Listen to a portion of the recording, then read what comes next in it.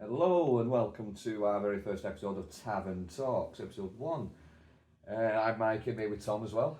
Hello. Just a little fun little side project we're doing. We're talking about games, gaming news, updates, that type of thing. Also throwing a bit of lore as well. So sit back, relax, grab a cuppa, maybe a biscuit, and just listen to us ramble on about games. So what we're going to be discussing about first is the Elder Scrolls lore, which you've played some of Skyrim. Yeah, it's I've not played the whole thing through entirely because You've just upset the entire community there, Tom. yeah, well, I'm very late to the party for Skyrim, unfortunately, and Elder Scrolls, but Yeah. So, obviously, the one thing I do want to talk about is quite interesting in Skyrim is the sleeping tree in the plains of Whiterun. And if you've not played Skyrim, well, I'm assuming everyone's played Skyrim at this point. It's been out since 2011. But if you don't know what I'm talking about, it's a big purple tree in the middle of a giant camp. You can get sleeping tree sap from it, and it's basically a drug in Skyrim. Now, how it came to be there is a little bit all over the place, but the main points are like it fell from the sky, and it has something to do with it's part hist, and it's got some powers infused from Clavicus Vile in it as well. It's a very, very interesting topic, but I don't want to ramble on because, like I said, the lore for that is all over the place. I just like talking about the sleeping tree and the sleeping tree sap because it's very, very interesting. And if you do go to the sleeping tree, you can harvest the sap and actually sell it to Isolde in Whiterun, who is the woman you have to bring a mammoth tusk for, if you don't know, because she wants to become the trader, and she's a quite... Yeah, Isolde, yeah. So Isolde is secretly a drug dealer, for all you that didn't know. Also, more things about the Elder Scrolls that I do like is the idea of moon sugar and skooma. So you use moon sugar to make skooma, and it's very, very popular among the Khajiit. And yeah, it's basically, again, drugging is basically drugging Skyrim again. Other things about the lore, I don't want to ramble on too much because there's so much to get into, and if I did just ramble on, I'd be here for about 5-6 hours talking about it. But I do want to touch on the Daedric princes, because I love the Daedric princes, and I want to say my favourite one is Periite, the Daedric god of disease. I just think his quests. I think he's very underused, and his Oblivion his plane of Oblivion rather is the pits. If you don't know about Periite, well, because he's underrated. I mean, he is ranked among the 17th strongest Daedra, so at least he's in the top 20. But I just like that he's underused, and I just love I love Spellbreaker because it's quite handy for when you're fighting dragons, because it has the ward spell on it, which helps defend against magic attacks and like flame and frost breath and ice breath and all that. And it's quite handy if you're doing one-handed, because you can use it to block like incoming fireballs from mages and everything like that. So Tom, who would you say your favourite Daedric prince is? Clavicus Vile. Clavicus Vile's an interesting one. So it basically the classic trope of don't make a deal with the devil, basically. Clavicus Vile is an interesting one. He's Dog Barbas, like who doesn't love Barbas? I mean, you know, he's a great character. For all those of you who did kill Barbas, shame on you. How can you kill a cute little Daedric dog? And I think we've covered what we want. Apart from the Mask of Clavicus Vile, that's Clavicus Vile's, you get it in Skyrim, Elder Scrolls 5 Skyrim. So now we're going to talk about some upcoming games and some news and updates that we've heard and seen around, so like rumours, hypothetical stuff basically. But we know for a fact, I don't know if you know this, Tom, but I know for a fact that GTA 6 has been delayed till November. I believe I did see this just this morning actually, that they've pushed it back to November release. Yeah, it's November next year, I believe. Yeah. Which has upset quite a lot of GTA fans because we've been waiting a while for it, and well, yeah, I mean, I don't blame them. So we should live up to the hype then, hopefully. Yeah. Well, I hope Rockstar does us proud with that because well, they've got a lot riding on it now, especially with the price they're charging for it. Even the standard edition is like 100 quid. I believe that's the marketing price that they're going for. Yeah. 100. So. Yeah, 100 quid for a video game. Who would have thunk it? I mean, I thought they were expensive now, but it would be like being 80, 90 quid just for standard editions alone. But well, if it's worth 100 quid, then fair play to you, Rockstar. Very Nintendo prices. Yeah. It can beat the Nintendo prices. Yeah, Nintendo prices, they're insane. Yeah, like, even second-hand ones are still like 50, 60 quid for the Switch and the Wii U and all that. It's insane. And we also know Call of Duty Black Ops 7 releases 14th of November. So, you've looked into that, haven't you, Tom? Because you're quite a big Black Ops fan. I'm a big zombies guy, yeah. Yeah. So do you keep takers for those who don't play the zombies mode that much, or like non-Call of Duty fans? Can you explain a bit about like what's going on with Black Ops 6 and the lore leading into Black Ops 7 that you know of? If you want to cover all of it, I could be here for hours really, right from the beginning. But from Black Ops 6, it more or less picks up from where Call of Duty Cold War would leave off, with our handlers from Cold War being the main cast for this game. They're locked away on Terminus Island by director Rick Toffin. They were experimented on, and 6 years later down the line, they're broken out of prison by one character by the name of Maya with Dr. Peck, and things just hit the fan again, and Dimensional Breach is open, and zombies are back 6 years later.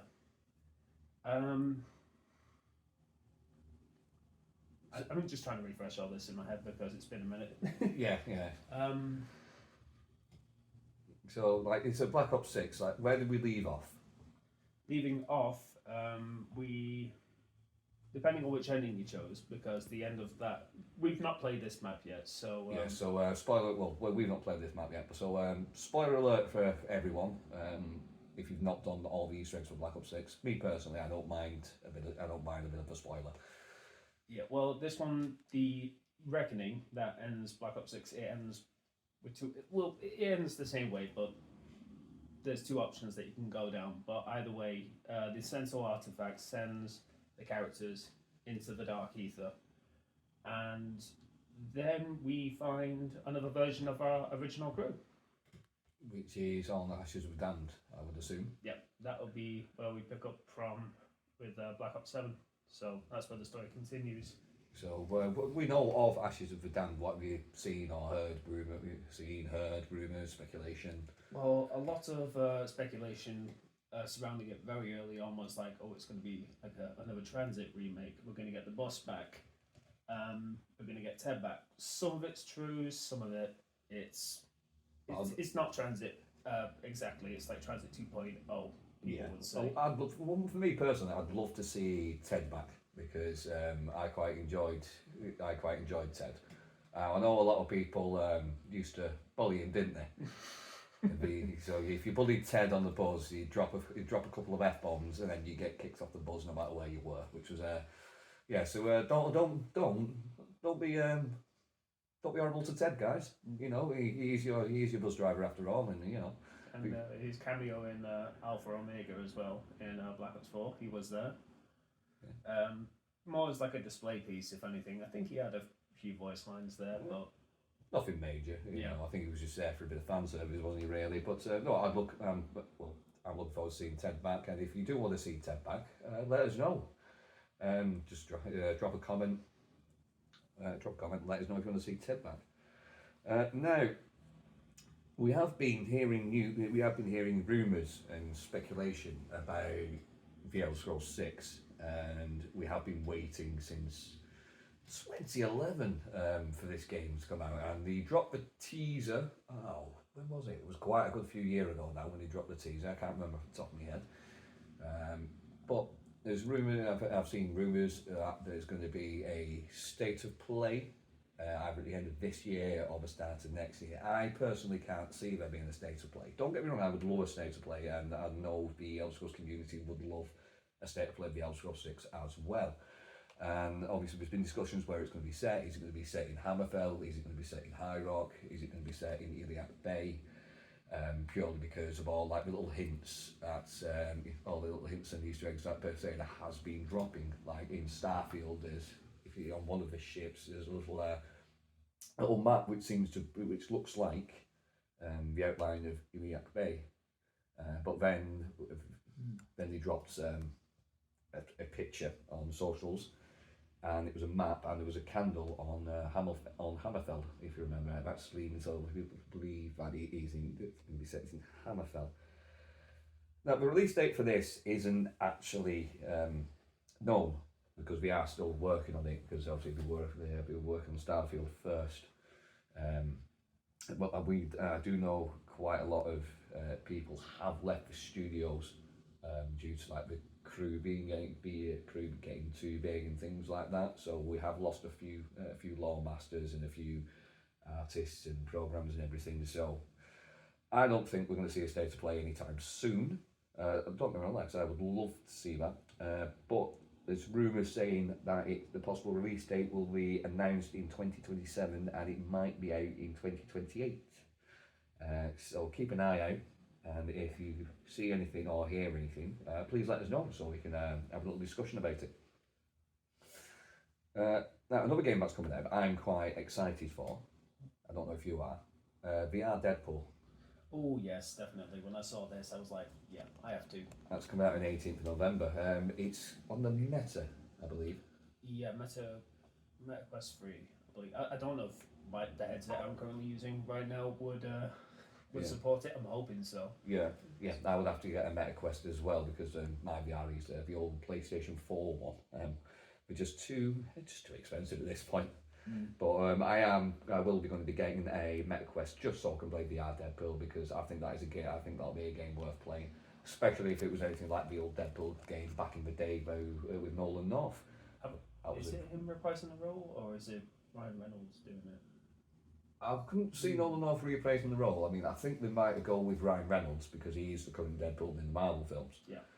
And let me just say this: Ryan Reynolds is Deadpool, absolutely love him. Would love to see him in a Deadpool game, but I would also like Nolan North to come back, maybe just as a cameo, like as a variant of Deadpool. That would be absolutely amazing, because I think he smashed Deadpool in the video game. I absolutely loved it. It was one of my favourite games to play on the PS3, honestly. So good, so many jokes. If you've enjoyed the Deadpool game, if you've played it and you've enjoyed it, let us know.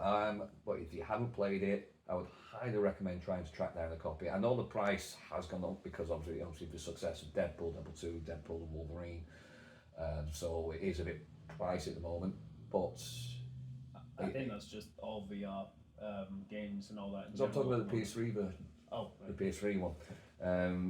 Because even though it's not a PS3 game, they are still charging like 40-50 quid even for second-hand copies, due to the success of Deadpool films. And 40-50 quid for a PS3 game in 2025 is a bit like, whoa. But it is worth playing, and I do highly recommend it, especially if you're a Deadpool fan.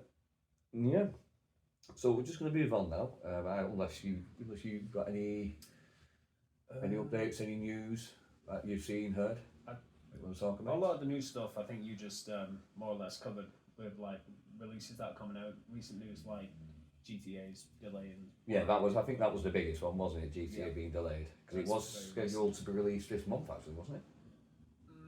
No, I think originally it was supposed to, but before the delay again, it was May of next year. Yeah, that they said. So it's been pushed back again. Hopefully it'll be worth it. I mean, I don't have any problem with video games being delayed, because we don't want. We'll put it this way: we don't want another Duke Nukem or another Skull and Bones, do we? I mean, they were just god awful, and Skull and Bones actually beat Duke Nukem's record for longest video game in development, which is absolutely insane. And again, it wasn't what we were expecting. Like there was no boarding ships. It was all just purely naval combat. I don't think you could land on anywhere. I don't think you could. That was yeah. You know, so if you're looking for a good pirate game to play in 2025, don't play Skull and Bones. Go and play Assassin's Creed 4 Black Flag. You are guaranteed it's so much better than Skull and Bones. And you've got naval combat, you've got boarding ships. You can go and build your own base. You can build your own pirate base on an island. You can like raid forts and take over forts and everything. It's so much better than Skull and Bones, and that's an old game. So it's not looking hopeful for. All the Assassin's Creed games, you could literally do a whole thing around that, couldn't you? Yeah. As well. Well, speaking of Assassin's Creed, speaking of Assassin's Creed, have you played Assassin's Creed Shadow, newest one? I've wanted to, but I've not got around to it yet. But it looks really good. Just the like the culture around it and everything, and just the way, just it looks and feels. It's very colourful and vibrant, and then it's like this dark undertone, like I completely forgot what I was going to say. Sorry. It's all good. Don't worry. But yeah, no, but that's the thing. Assassin's Creed Shadows. I've seen a lot of controversy over the main character.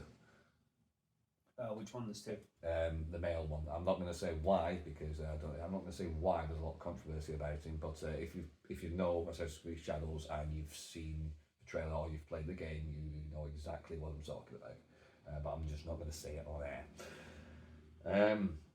But due to the controversy, a lot of people don't like it. Some people absolutely love it. Some people are 50-50. I myself haven't played it because I am going to be getting Ghost of Yotei. So in my head, why would I go buy an Assassin's Creed game, say Feudal Japan, when I can play Ghost of Tsushima and Ghost of Yotei? Ghost of Tsushima was a top game. Absolutely love that game.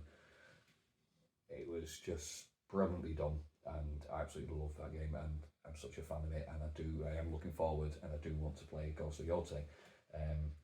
Again, it was like 63 quid on release day, so it's like, that's a bit steep. So I'm just waiting for the Black Friday sales, basically, to get all these games that I want. Best time of year to get them, I think. It's more or less going to get the same treatment that Ghost of Tsushima would, though, like a normal version, but then it was... How long after did they get a... I think it was a year later. I believe it was. We released a director's cut, which included the DLC Iki Island. So you can go back, you go to Iki Island, and you find out a bit more about Jin's past and his father and everything like that, which was quite fun. To be fair, I quite enjoyed that. It was very trippy though. If you played the game, you know what I'm talking about. So basically, you go over to Wiki Island, and this shaman trying. It was a shaman, I think, if I remember rightly, it was like the Eagle clan or the Eagle something. Abigail anyway. I've not played it for a while, so I can't really remember off the top of my head. But you went over there, and there's a lot of mystical things going on, and they have this mist and this liquid that can basically make you trip. So yeah, it was quite interesting, quite interesting to do. I'm looking at Iki Island, great DLC. Speaking of DLCs, Bren, we're going to bring it back to the Elder Scrolls now with DLCs. Did you know that the first DLC was actually horse armor in the Elder Scrolls 4 Oblivion? So we have Bethesda to thank for DLCs and microtransactions and season passes and battle passes, because horse armor was, but basically they'd be like, oh, I watched the video on it, and this guy it's asked, why did you do it? I just went, well, we did it because we knew we could, and we just wanted to see if people bought it, and people did. So you have it, Bethesda. Thanks for that. Yeah. We're now stuck with season passes, microtransactions, and pay-to-play mechanics, which I absolutely despise. I don't mind season passes. I think I was saying this last night, Friday night I was saying this to you, I don't mind season passes, as long as it's purely cosmetic. Probably the means of how you progress through that. You know, you're not going to cheese your way through it by spending real money and stuff like that. Through progression means it's probably better. No, it is better. Not probably better, it is better. Yeah, because, like, you know, you go onto a game and here's a season pass, you'll have a three tier, and then you'll have a premium tier which you have to pay for. It's like, okay, fair enough. But the premium tier, you unlock like the best guns in the game, and it's like in Call of Duty. I mean, I remember Lifestyle editions, yeah. Yeah, I remember back when I was playing Call of Duty Vanguard. I was running about with an MP40, and which I'd grinded to. I grinded to max level, max prestige for the gun and everything, and because it was my favourite weapon to use on that game. And I'm running about with a maxed out MP40, and I'm getting one-shotted by people who had like energy rifles and guns that could shoot like lightning bolts and things like that. And it's just a bit unfair, really. I mean, I've already paid for the game. You know, why do I have to pay to be good at it? You know what I mean? It's I don't like pay to play or pay to win, basically. But if it's just like purely cosmetic, like over in Overwatch and over the loot box system is very, very controversial, and that's what did Battlefront 2 in as well when that first released, the EA version. But yeah, even loot boxes on Overwatch, at least they are purely cosmetic, and you can't earn them like by leveling up. You don't have there's an option to purchase them, obviously, but you don't have to. It's there if you want to, and it's all costumes and voice lines and sprays and things like that, and that's fine to me because everyone's on like the same level, because everyone's got the same. Depending what character you pick. I mean, if you pick Hanzo, you're going to be stuck with a bow and arrow. But if you pick Jesse, who was formerly McCree, you're using a 6-shooter. But you can take out Jesse / McCree with a bow and arrow by playing Hanzo. So it just depends how good you are at the characters. Yeah, and I can't think of anything else new at the minute. I mean, I know Helldivers 2 had an update. I know that's having issues over on the PC and the Xbox. People are disconnecting all over the place, or games are crashing. Wasn't there another word about another level 10 resistance planet as well? Like another was it Hellmire? Yeah, Hellmire, yeah. I saw that on socials, Hellmire. Situation. Yeah. So, well, hopefully we'll get it fixed. I'm so glad that Xbox players are able to play Helldivers 2 now. I mean, it's just amazing that we can play. I mean, I'm surprised it wasn't on Xbox when it came out to begin with, to be honest. That was a bit of a strange choice, to be fair, because with Xbox, everything comes out on Xbox, and then it goes onto the Game Pass. And then obviously, if you're on PlayStation, you are waiting a while for it to go out on PlayStation. Like with the new Indiana Jones game that came out to Game Pass first, and then it was a good cut. It was like 2-3 months. It came out onto PlayStation, which is fair enough, obviously. But then you see just how big a deal it was for Helldivers Xbox to get Helldivers when it did. Yeah. Like the Halo ODST bundle, was it? It was, yeah. Big. That was the Battle Pack. No.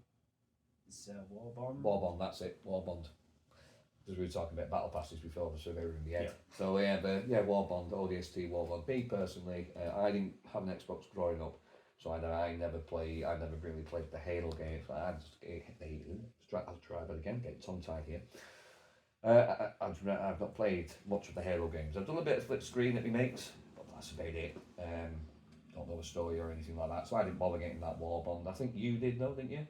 I did, just to try the weapons and everything like that. Again, it's like split screen memories at a friend's house playing like the old Halo games, so it's very vivid memories now, but I do remember playing them.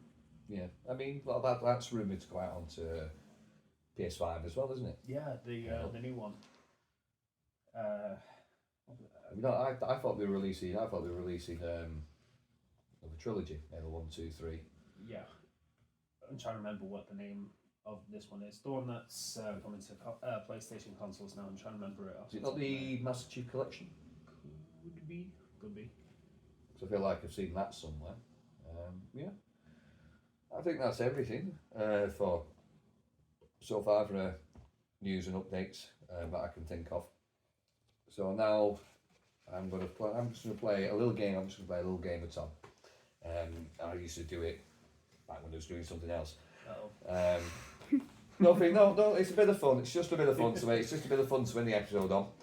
and it's called Mikey's Mind. So this is what goes through. This is what I think about on a daily basis. Sometimes, about things like that, and it's a great place to be in my mind. I absolutely love it.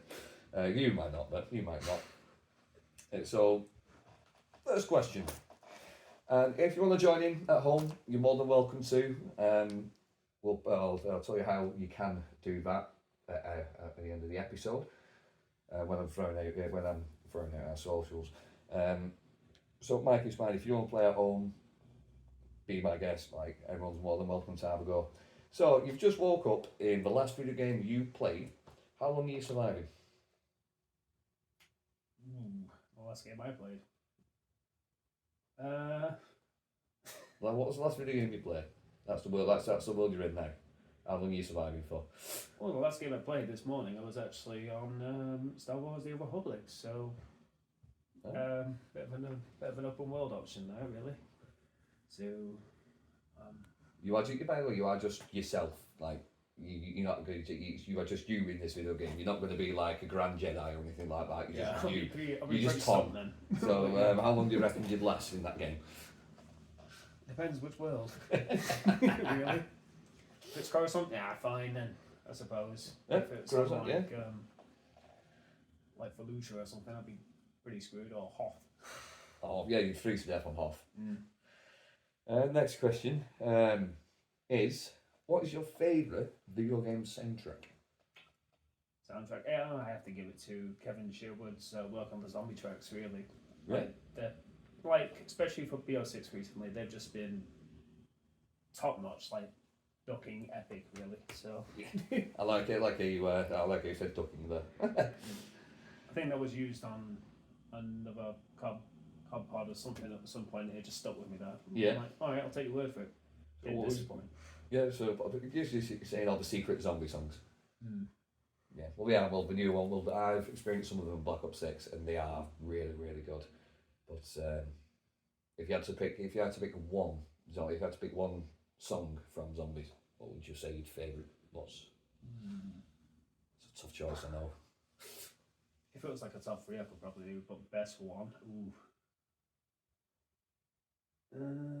probably Fallen to Pieces by Maluka. Yeah. In the Shadow Veil map. Okay, fair enough.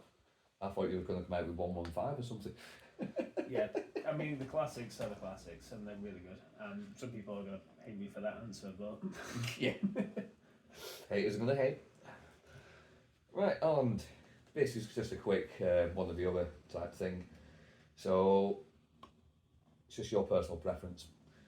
So, just say the first answer that comes into your mind. So, first off, question one is Fallout or the Elder Scrolls? Probably Elder Scrolls. Elder Scrolls? Call of Warriors or Red Dead Redemption? Red Dead. Mario or Sonic? The old classic, had to throw that one in. Mario. Oh, really? Mario? Okay. And Lara Croft or Nathan Drake? Lara Croft. Lara Croft, okay. Now, you do me. You ask those questions to me. You're all on there. Okay, so you just woke up in the last video game you played. Yeah. Right, so the last video game I played was Friday night when we played it together. That's Star Wars Battlefront 2, the EA version. So I'm just me in a war zone. So I do not think I'm going to be surviving that long. It's just going to be duck and cover, and then I'll probably get hit by a thermal detonator, or like Anakin Skywalker's just going to come out of nowhere and decapitate me. Specifically, it was Heroes versus Villains we were playing. So completely screwed I am with that. I'll get force pushed over Bespin. Okay. So your favourite video game soundtrack? Favourite video game I soundtrack? completely said that wrong. Yeah, favourite video game soundtrack. Video game soundtrack. I do love quite a few, but if I had to pick my favourite, I would say the soundtrack from Ghost of Tsushima, because it's just it's just so you've got like the peaceful music, and you've also got the epic battle music as well, and it's just really, really, really, I think, a masterpiece. I'm going to say it. I think it's a masterpiece personally. Feel free to disagree, but I do think it's a masterpiece. It's on the next page at the bottom. Okay, so Fallout or Elder Scrolls? The Elder Scrolls, and if I had to specifically pick my favourite Elder Scrolls game, I'd say the Elder Scrolls 3 Morrowind. It's the first one I ever played, and I do love Saint Jib. Rest in peace, Saint Jib. Remember you showed me the. You still had it in Yeah, still got it. Yeah, still PC got copy it. of Yeah, hard copy. Game of the Year edition with all the DLCs. Call of Juarez or Red Dead Redemption? Ooh, I'm gonna have to say Call of Juarez, because my first Western game I ever played was Bound in Blood, and it was such a good game. I absolutely enjoyed that game. Mario, Sonic? I'll get the feeling you're going to say Sonic here because of your reaction when I said Mario. Yeah, well, again, Sonic. I'm gonna have to go Sonic. 'Cause I played Sonic. I played a Sonic game before I played Mario, and so Sonic, yeah, the blue blur himself. Okay. And I just love the sound you make when you collect the rings. Bing. It's such a good sound. When it's on repeat over and over again in your head, though, and you just hear it. And the theme tune is absolutely love it. Okay. Lara Croft or Nathan Drake? I say Nathan Drake. The Uncharted games are amazing, though. They are really, really good. So. And don't get me wrong, I do like the Tomb Raider games. I just prefer the Uncharted games because the Uncharted games feel more like Indiana Jones. I mean, but then again, in Tomb Raider games, you do have a dinosaur, so you know. But I'm still going to give it Nathan Drake. Well, you got the classic Tomb Raider games, and then you got the trilogy, the survival one. Yeah. You know, the origin sort of story. Yeah. Probably the originals. And let's face it, on the originals, we all locked Winston in the freezer. The creepy butler. Tomb Raider 2, yes. Yeah, the creepy butler that just constantly follows you around. It's just like, yeah, you're getting locked in the freezer, pal. I think everyone did that, and if you haven't done that, then I'll be very, very surprised. So give us a thumbs up if you've locked Winston in the freezer. Everybody bullies the creepy waiter. Butler. Right, and that's it for our first episode. I've been Mikey, and he's been Tom. Yep. Well, I think he's been Tom. I hope he's been Tom, because he is Tom. But no, so thank you so much for listening to us ramble on and talk about games and stuff. We are going to be doing this going forward, so keep an eye out on Spotify. Keep an eye out on Spotify, and also keep an eye out on YouTube for our newest episodes when they do come out. So me and Tom, we also do a bit of live streaming in our downtime. So we normally stream on a Friday night after I finish work, and then sometimes if we can, we normally try and do a Saturday, or we pop on during the week if we can. But yeah, so we live stream on Twitch, and so Tom, your Twitch is, I've not got it wrote down. Your Twitch is Oggy. It's Oggy X. Yeah, and if you want to follow my Twitch, is a bit of a long one.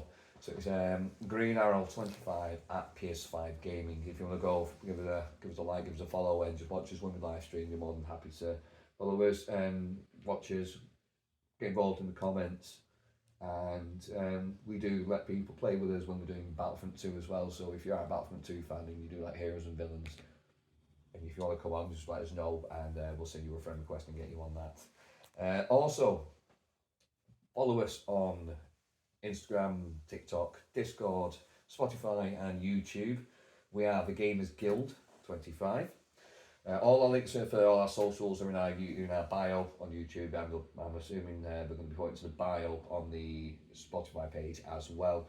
So once again, it's at the Gamers Guild 25. That's on Instagram, TikTok, Discord, Spotify, and YouTube. Please get involved. Drop a message in the Discord channel. Get involved with the questions, get involved with one or the other that we just did, and just let us know your answers over on the Discord chat. But no, thank you very much for everyone who's listened. Thank you for tuning in, and we'll see you on the next one. Until then, goodbye for now. Yeah, cheery bye all.